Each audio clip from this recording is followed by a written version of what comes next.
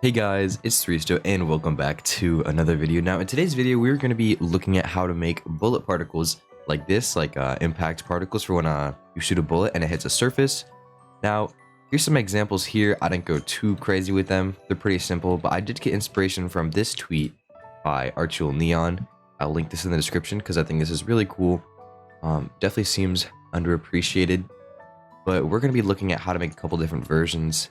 We have one for hitting sort of a wood or a material, and then sort of some ground or dirt material, and then a metal or sort of a concrete, stuff like that.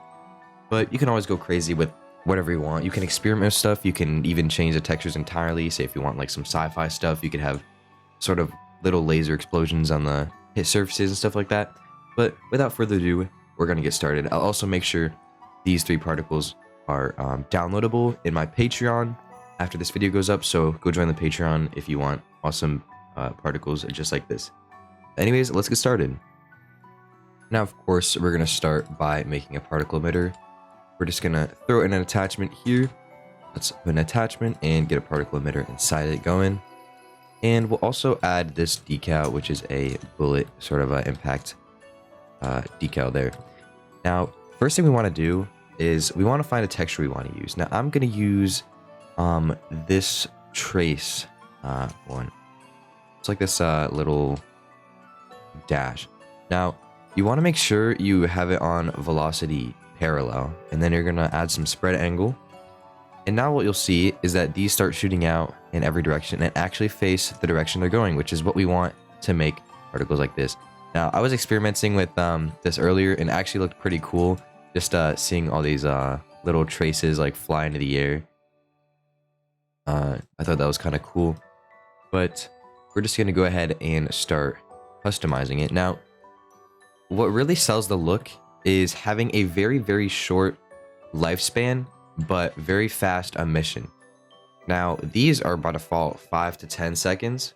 We can add a range as well. I didn't add a range on those for whatever reason. I kind of forgot, but we're just going to do 0.08 to 0.1.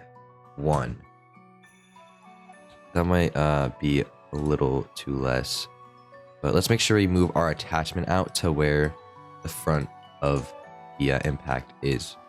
So right there.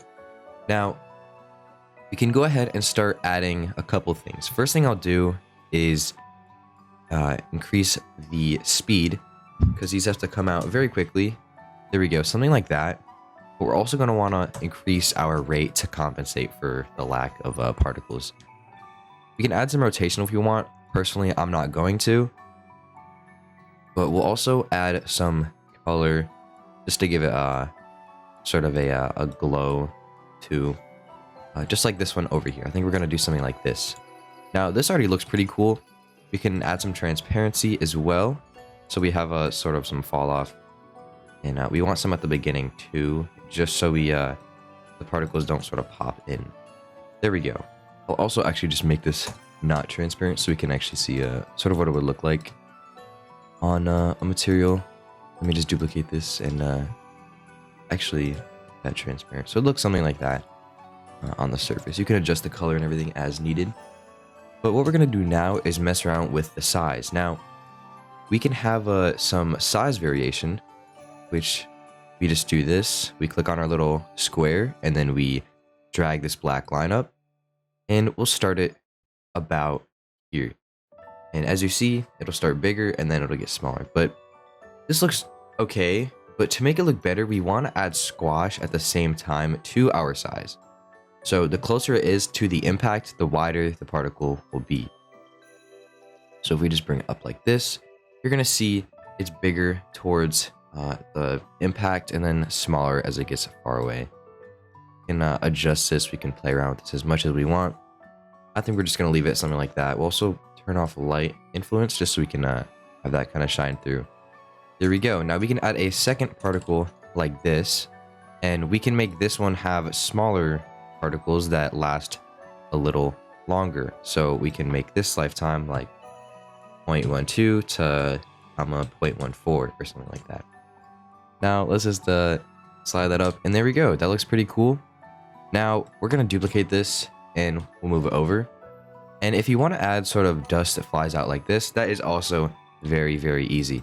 We're just going to remove the second particle we made. We're going to duplicate this one. We're going to go ahead and change the spread angle to about 130, something pretty wide. We'll make the color darker and we'll turn off our light emission. And then our acceleration will be a negative value, but we're also going to want to lower our speed as well. We can also just make it spread in one direction. There we go. And we're going to increase the lifetime. We're going to do like 0.3 for this one. We're going to go ahead and pick a smoke texture or whatever texture you like. I'm going to pick this one. We're going to set the squash back to 0. And we're going to mess around with the size. We want this to be smaller. So now as you can see, it's kind of coming out like this. Maybe we'll decrease the speed a little more. And we might change the spread angle a little bit higher. Let's do that 130. And there we go. We can also increase the size just to make it cover a little bit more. But there you go. That's sort of how you make a dust like that or whatever come out of the particle. Now you can go crazy. You can make it look a lot better than I did. But that's about it. I know this video was kind of short, but you know, I just had to cover some cool little bullet particles. But anyways, thank you guys for watching. I'll see you in the next one. Peace.